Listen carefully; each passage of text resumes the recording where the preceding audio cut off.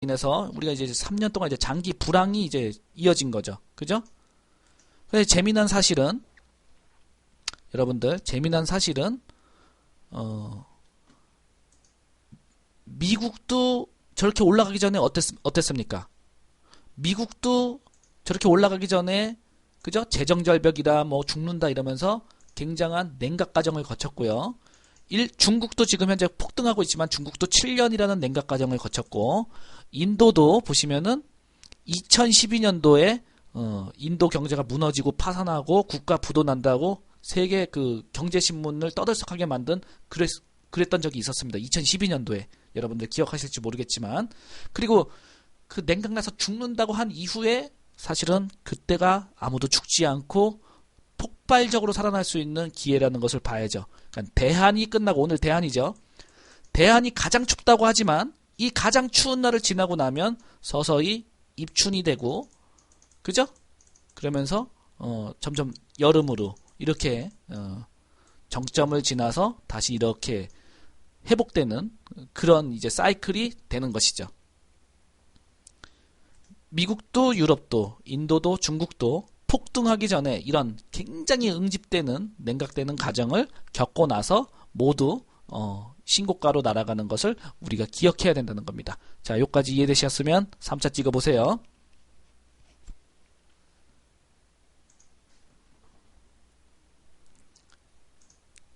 자, 그럼 우리가 상식적으로 볼 때 경기가 좋을 때는 당연히 1등하고 2등하는 기업들은 어떻게 돼요? 1등하고 2등하는 기업들은 주가가 폭등하고 그죠? 공룡이 됩니다. 그죠? 그리고 3등부터 5등 하는 기업들도 공룡이 먹다가 흘린 찌꺼기를 먹고 살면서 얘네들도 성장을 해요. 맞죠? 3등에서 5등 하는 기업들도 성장을 합니다. 근데 경기가 냉각되고 침체되면은 1등, 2등 하는 기업들도 먹을 게 없기 때문에 3등에서 5등 하는 기업들은 어떻게 됩니까? 1, 2등 하는 기업들도 먹을 게 없어요. 실적이 나빠져. 1, 2등 하는 기업들도 먹을 게 없고 실적이 나빠지기 때문에 자연적으로 3등에서 5등 하는 기업들은 부도가 나거나 그죠? 망해버리는 거예요. 맞죠? 네, 당연히 도태됩니다. 냉각 과정에서 3등 이후의 기업들이 다 냉각되고 이제 도태되죠. 그러니까 이들이 도태되면서 또 이 시장 사이클 수요는 어떻게 됩니까? 공급은 3등에서 5등이 공급하는 것들을 공급을 못하게 되니까 또 다시 공급은 부족해지고 수요는 늘어나고 그러면서 다시 경기 사이클은 돌게 되는 것이죠. 맞죠?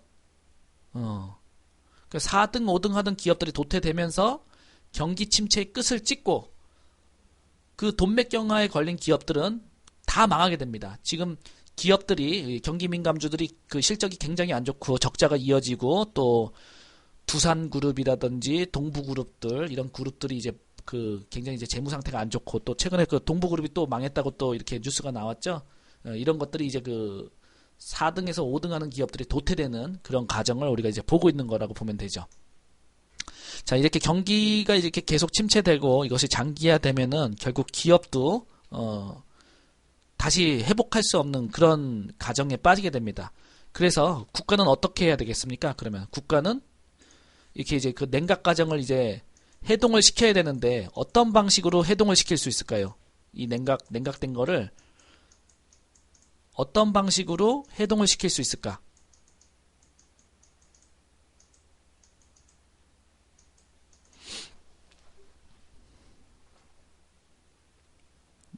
네? 어떤 방식으로 우리가 해동을 시킬 수 있을까요? 정책인데 어떤 정책? 당연히 뭐 정책이 나와야겠죠. 해동의 정책이 나와야 돼. 1등, 2등 나라 흘린 걸 먹고 올린다. 1, 2등이 먹고 흘린 걸 나라 흘린다.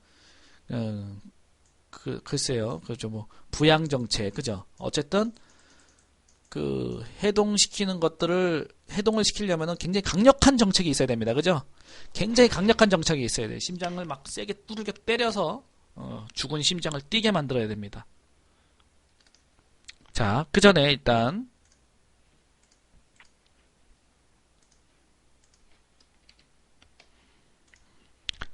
자, 인도 차트 보이시죠? 인도 차트 보시면 육자 한번 찍어보세요. 인도 차트를 보시면은 자, 2011년도, 12년도에 얘네들도 코스피가 거의 고점 대비 40% 정도 폭락하는 그런 현상이 나타납니다. 그리고 2013년도 이 박스권을 돌파하고 나서 얘들이 어때요? 이렇게 날아가게 되는 거죠. 그러니까 우리는 이거랑 똑같은 그림을 그러니까 경기의 어떤 가열, 그죠? 경기 가열, 또 경기의 냉각, 그죠? 냉각, 요 현상을 우리가 똑같은 그림을 우리가 볼 수 있는데 그 그림이 어디 있냐면 바로 여기 있습니다. 이거는 무슨 차트죠, 여러분들? 이건 무슨 차트예요? 코스피 차트예요. 이거는 인도 차트, 이거는 코스피 차트. 똑같죠? 그죠? 인도도 올라가기 전에 이거 2012년도 뭐 나라 망한다고 막 문제였고 우리도 지금 현재 3년 동안 지금 현재 이런 현상을 지금 현재 보이고 있습니다. 똑같습니다. 그죠? 그러면은 지금 보면은 인도, 중국, 뭐 독일, 일본 다 똑같은 과정, 경기 냉각 그 시기를 겪고 나서 정부의 정책이나 어떤 해동 정책으로 인해서 경기가 다시 살아나는 그런 우리가 그런 것들을 볼 수가 있죠. 자, 지금 현재 보면은 이 3년 동안이라는 것은 3년이라는 것은 뭘 의미할까요?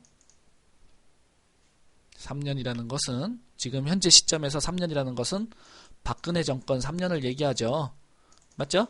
그리고 이거는 이명박 정권의 그 2008년도부터 그죠? 이명박 정권의 이렇게 5년을 얘기하고 이명박 정권도 앞전 경기가 냉각된 것을 경기를 회복시키기 위하냐고 고환율 정책을 쓰고 여러 가지 정책을 썼죠. 뭐 말도 안 되는 대운하 정책을 쓰고 뭐 녹색 에너지, 그린 성장 에너지 이런 정책들을 펼치면서 그죠? 녹색 성장을 하자.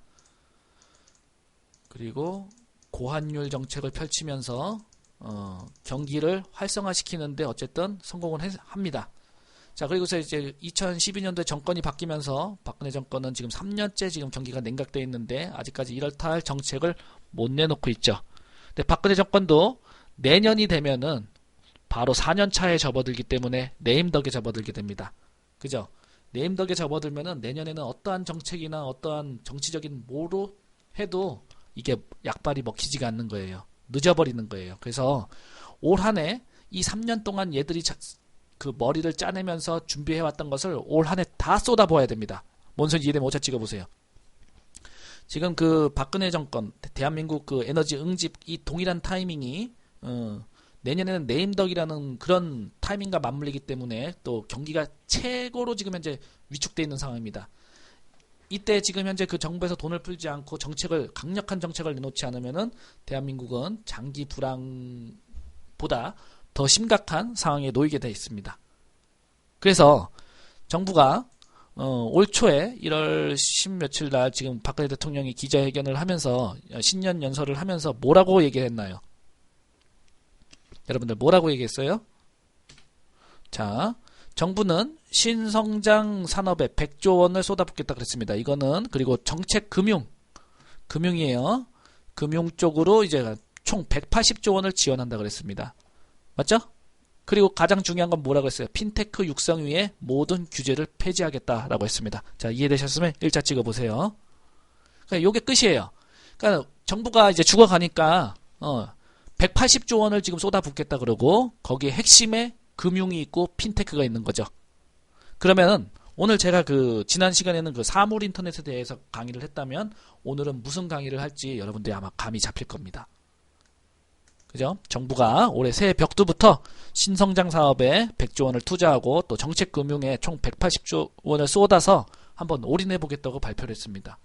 아울러 핀테크 육성을 위해 모든 규제를 폐지하겠다고 했고, 그죠? 우리가 이제 그 과거 다른 나라들의 사례를 봤을 때 다른 나라들은 심장 마사지를 어떻게 했어요? 미국이랑 일본, 독일은 그 경기가 이제 그 냉각된 것을 어떤 식으로 해동을 시켰죠? 미국, 유럽, 일본은요. 심장 마사지를 그죠? 무제한 양적 완화로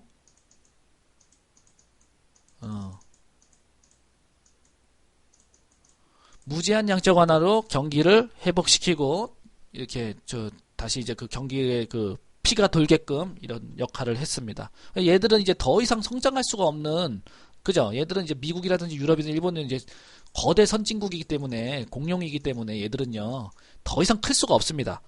맞죠? 100kg짜리 100kg까지 클 수 있는 돼지를 100kg가 됐을 때 아무리 사료를 하루에 2kg, 3kg씩 먹인다고 해서 걔가 200kg가 될 수 있습니까? 없습니까? 어떠한 제한된 양적 성장이 끝난 나라들은 그죠? 양적 성장이 끝난 나라는 어떤 성장이 아닌 돈을 풀어서 양적 그 경기를 살릴 수밖에 없는 거죠. 맞죠? 이해되면 오차 찍어보세요. 그러니까 그 초고도 선진국들은 초고도 비만이 아니고 그런 개념으로 초고도 선진국들은 더 이상 성장할 데가 없기 때문에 무제한 양적 완화라는 그런 방편으로 얘들이 살아난 거고요. 한국은 어떻습니까? 한국은 어떻습니까? 그러니까 얘는 초고도 선진국들은 수년 동안 그 무역 적자가 이어진 경기 침체 국가라서 돈을 찍어낼 수밖에 없었고 40개월 연속 경상수지 흑자형인 우리나라는 어떻게 했어요? 돈을 만약에 무제한으로 찍어내면은 이 돈들을 얘네들 무제한으로 찍어내는 얘네들한테 다 흡수되어 버린단 말이에요. 그죠? 그럼 우리가 경상수지 흑자를 해봐야 다 얘네들한테 돈이 다 빨려 들어가는 형국밖에 안 되기 때문에 어렵게 이어가는 경상수지 흑자 흐름을 우리가 무제한 양적 완화를 선언해 버리는 순간 쟤네들한테 흡수되어 버릴 수밖에 없는 겁니다. 그래서 정부는 차라리 돈을 푸는 것보다 신성장 산업에 배팅하여 일자리를 창출하고 새로운 산업을 태동시키는 전략으로 선회한 것입니다. 이해되십니까? 지금 그냥 초고도 성진국하고 저성장 성장국가인 우리나라의 그런 입장 차이가 틀리다는 것을 우리가 이해를 해야 되는 겁니다. 이해되면 일자 찍어보세요.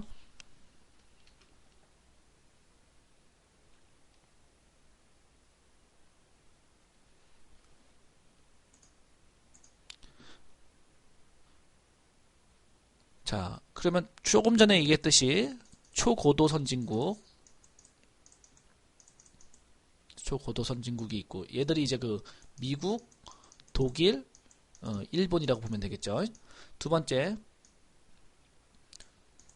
저고도 선진국이 있어요. 이런 거는 이제 어떤 나라가 되겠습니까? 대만, 싱가폴, 한국 뭐 이런 나라가 되겠죠. 홍콩 이런 나라가 되겠죠. 그죠? 그 다음에 뭐야 이제 그 고도 선진국은 중국, 그죠? 인도, 또 뭐 인도네시아, 말레이시아 이런 인구 대국들 이런 나라가 되겠죠. 태국이라든지 이런 나라들, 동남아 국가들 이런 나라들이 이제 고도 선진국이 되겠죠. 필리핀 이런 나라들이. 자, 보면은 이제 우리가 이제 볼 때 초고도 선진국들은 무제한 양적 완화로 경기 회복이 되었고요. 고도 선진국들은 뭘로 얘들이 신고가를 가는 거죠? 기업들의 이제 실적과 성장이죠. 얘네들 실적으로 내수 경기 성장이라는 기업의 실적으로 중국과 인도가 신고가로 가는 겁니다. 그죠? 그러니까 자연스럽게 진짜 돈들은 이런 고도 선진국으로 투자가 되어야 되는 게 세계 경기에서 이제 그 당연한 흐름이겠죠. 이해되면 3차 찍어보세요.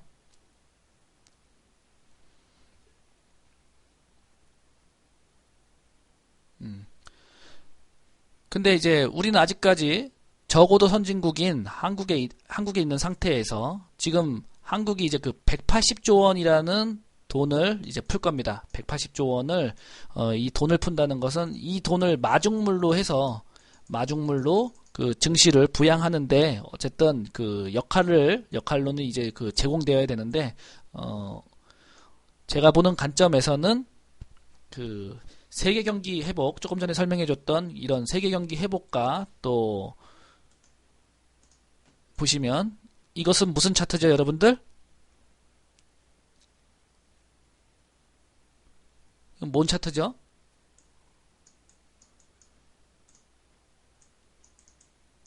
네, 국제유가 차트입니다. 그죠? 국제유가가 고점 대비 지금 50% 빠졌습니다. 일단 국제유가가 이렇게 50% 가격 폭락을 하니까 여러분들 당장 가게의 난방비, 전기세, 차량 운행비, 운송비가 대폭 절감이 되었을 겁니다. 그죠? 당장 기름 넣어보면 기름 넣는 그 결제하는 가격 자체가 틀려졌죠. 그죠? 그러니까 기업도 일반 그 직장인들에게 차량 지원비, 유류 지원비를 제공해 줬는데 이런 것들에서 이제 비용 절감이 생기고 운송업을 주로 하는 이런 기업들도 유가 하락분만큼 생산성이 이제 증가하게 되니까 이제 운송업 관련 기업들도 이제 실적이 좋아지게 되겠죠.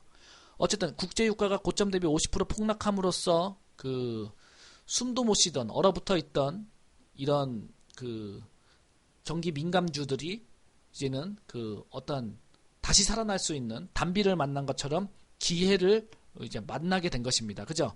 국제유가 급락으로 인해서 당장 우리만 해도 가계 지출 감소 효과가 이어질 것이고 가계가 또 지출이 줄어들면 그만큼 소비에 여유가 생기는 것이죠. 그죠? 이해되면 3차 찍어보세요. 예를 들자면 한 달에 그 난방비 40만원 내다가 50% 빠지니까 이제 난방비 20만원만 내면 된단 말이에요. 그럼 20만원어치의 여유가 생긴 거예요. 그 20만원의 여유는 그 급여 인상 효과와 똑같다는 소리죠. 고로 우리나라가 그 무제한 양적 완화를 하지 않고 참고 견디니까 어쨌든 국내 경기에는 이렇게 국제유가 폭락이라는 최고의 천재일우의 기회가 왔다는 사실을 우리가 감지를 해야 되는 겁니다. 그러니까 여러 가지 사례가 지금 현재 보면은 국제유가가 50% 폭락하고 또 세계 경기가 하나둘씩 회복하면서 신고가로 가고 있고 또 정치적으로 보면 박근혜 정권 3년 차에서 이제 정치적 정책적 어떤 액션을 해야 되는 시기가 왔기 때문에 요 세 가지의 그 타이밍이 맞아 떨어진다면 2015년도는 우리가 그 딱 10년 전으로 돌아가서 본격적으로 그 증시가 태동하던 그죠? 2014년도도 증시가 본격적으로 증시가 태동하던 그 2005년도 이 경기 화랑 사이클에 이 카피가 될 수 있다는 겁니다. 그죠? 이해되면 7자 찍어보세요. 이거는 여러분들이 인도 차트에서 그대로 복사한 거예요. 인도 차트가 2004년부터 움직입니다. 2004년부터 움직이고 얘들이 2014년부터 신고가를 돌파하고 날아갑니다. 그죠? 그러니까 2015년도에는 어쨌든 글로벌 증시와 똑같은 모양으로 이제 진행이 된다면 정책적으로 어떤 이런 부분들이 성공을 한다면 2005년도에 여러분들이 이 당시 그 굉장히 큰 호황을 2015년도에 기회가 올 수도 있다는 겁니다. 그러니까 지금 여러분들의 위치가 이러한 장세에서 살아남느냐고 투자를 이렇게 했는데 지금 뭐 5천 남았어요, 6천 남았어요. 이거 절망할 것이 아니고 이런 장세가 올 수도 있으니까 지금 살아남고 오히려 왜 5천, 6천을 잃었는가를 반성하면서 앞으로의 장세를 준비하는 전략이 중요하다라고 할 수 있겠습니다. 이해되셨으면 9자 찍어보세요.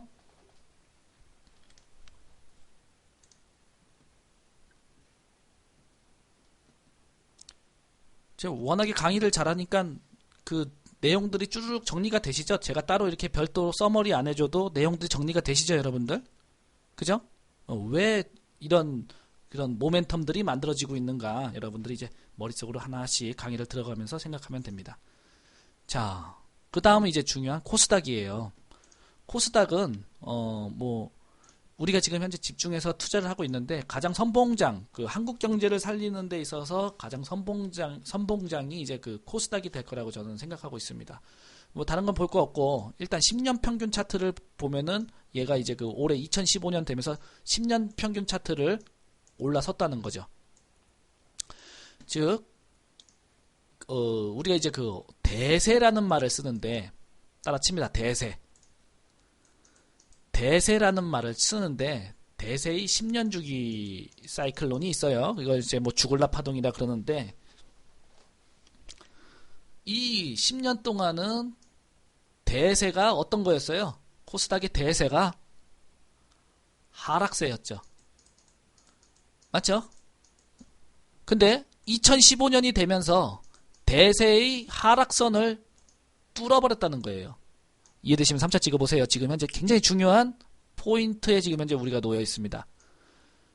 10년 대세선을 얘가 뚫어버렸다는 거예요. 그러니까 요까지 그 하산을 했다면, 요까지 하산 국면이었다면은 이제부터 2015년도부터는 등산 국면으로 접어들고 있다는 사실을 우리가 인지를 해야 된다는 것이죠.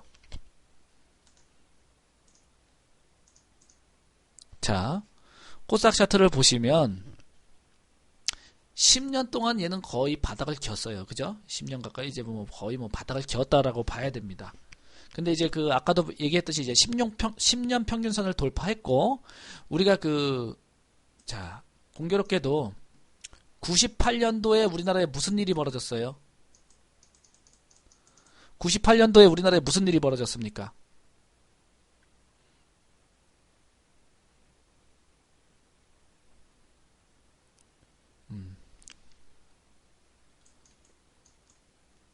IMF죠. 그죠? 나는 F학점 받았다. IMF. 그죠? 이때 전부 다 경제가 F학점이었어요. 여러분들의 어떤 재정 상황이나 모든 상황이 F학점이었습니다. 투자, 재정, 경영. 그죠? 또 이 모든 것들이 F학점 받아갖고 이것을 IMF라고 하죠. 맞죠? 자, IMF가 끝난 이후에 코스닥이 어떻게 되죠? 코스닥이 어떻게 됩니까?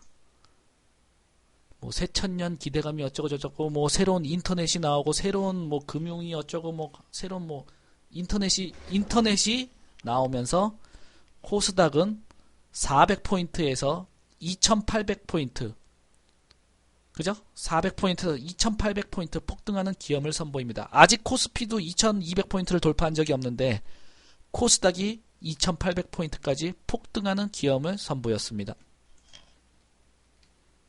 참 웃기죠? 그죠? 하필 이때 98년도 이때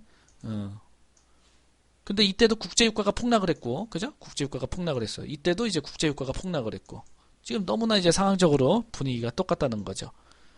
근데 이제 그 당시에 보면은 이때 이제 어떤 기업들이 이걸 IT 버블이라 그러죠. 그죠? 맞죠, 여러분들? 뭐 세롬이라든지 뭐 다우데이터라든지 뭐 다음이라든지 이때 뭐 엄청나게 많은 기업, 솔론이라든지 솔본 뭐 이런 기업들이 정말로 주가가 40배에서 50배 올랐습니다. 자고 나면 상한가, 자고 나면 급등 그냥 이랬던 적이 있었어요. 그리고서 20년이 지났죠.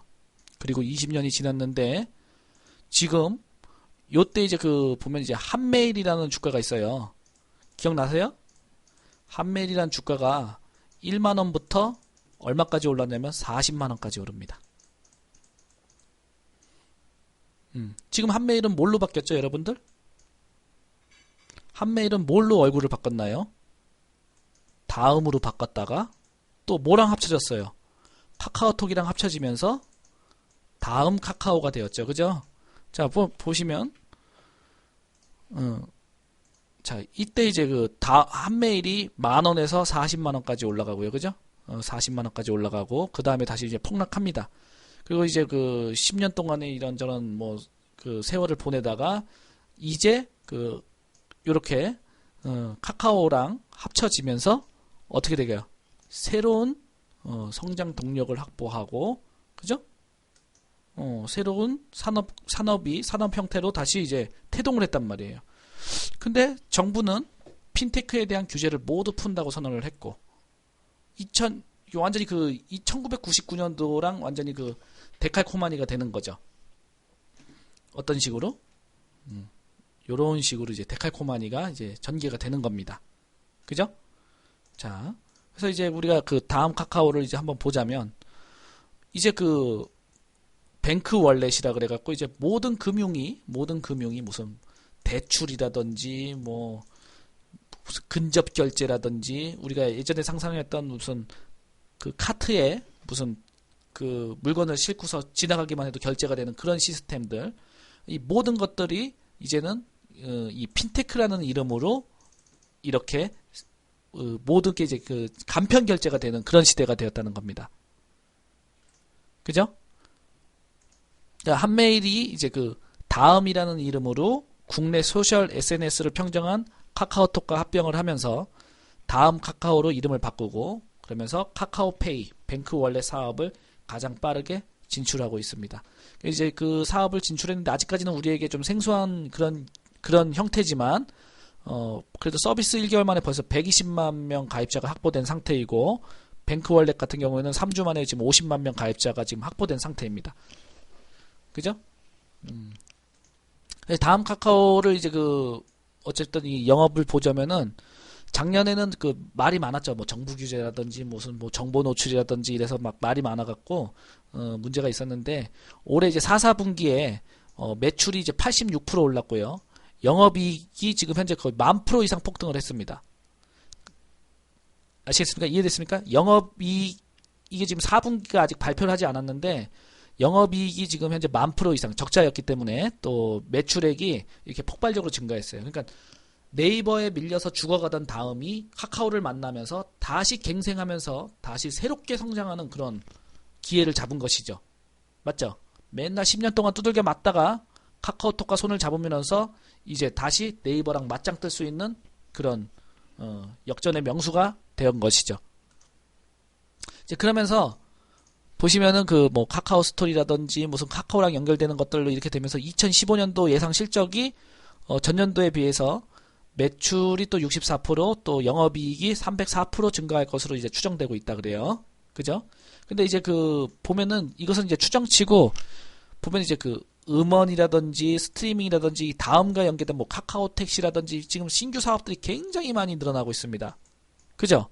그러니까는 그 코스닥 시가총액 1위 기업인 다음 카카오가 지금 이렇게 새로운 산업과 새로운 성장 동력을 이미 확보된 상태에서 실적이 폭발적으로 증가될 수 있는 모멘텀을 갖췄기 때문에 제가 보기에는 다음 카카오가 장대 양봉 하나만 나오면 코스닥에 이런 모양이 바로 만들어질 수 있다는 거예요. 그죠? 이해되면 오차 찍어보세요. 이런 모양이 하나 만들어지면은 바로 10년 동안 또다시 이제 등산할 수 있는 혹은 10년 동안 못 올랐기 때문에 중국처럼 폭등할 수 있는 이런 모멘텀이 만들어질 수 있다는 거예요.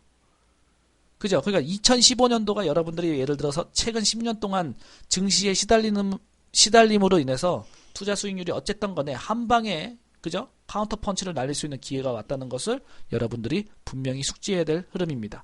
그러나 당장 이렇게 되는 것이 아니고 우리가 이렇게 정말로 그런 시류와 그런 물이 흘러가는지 매일같이 리딩을 통해서 우리가 그것을 계속 끊임없이 관찰을 해야겠죠. 그래서 어떤 게 정말 코스닥을 끌어올릴 수 있는 주도주가 될 수 있는지 우리가 계속 관찰을 해봐야 됩니다. 자, 어쨌든 핀테크 관련주의 대표 기업으로 제가 다음 카카오를 잠깐 말씀을 드렸고요. 어쨌든 2015년도는 제가 예상하기로는 코스피도 코스피지만 코스닥에서 엄청난 그런 폭발력이 일어날 수 있는 그런 여건들이 조성되고 있습니다.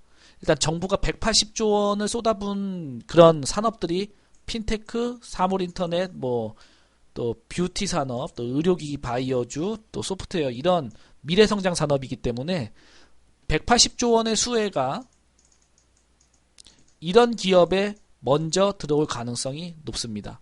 이해되시면 팔자 찍어보세요.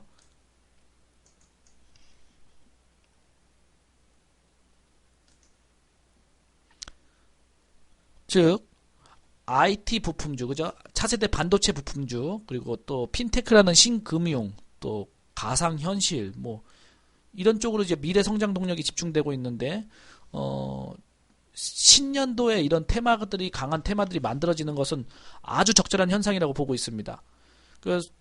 정부에서 이제 새해 업무 보고를 하면서 미래 성장 동력에 이제 180조 원 자금을 지원하겠다. 그죠? 그러니까 그 중에서도 가장 2015년도에 뜨거운 하두는 두 개를 꼽으라면 핀테크와 사물인터넷입니다. 아셨죠? 핀테크와 사물인터넷이 치고 나가야지 얘네들을 받쳐주는 산업이 이런 산업이 되는 거예요. 이런 산업들이 결국은 그 반도체 부품주가 오르고 소프트웨어나 컨텐츠 주들이 올라가는 것들이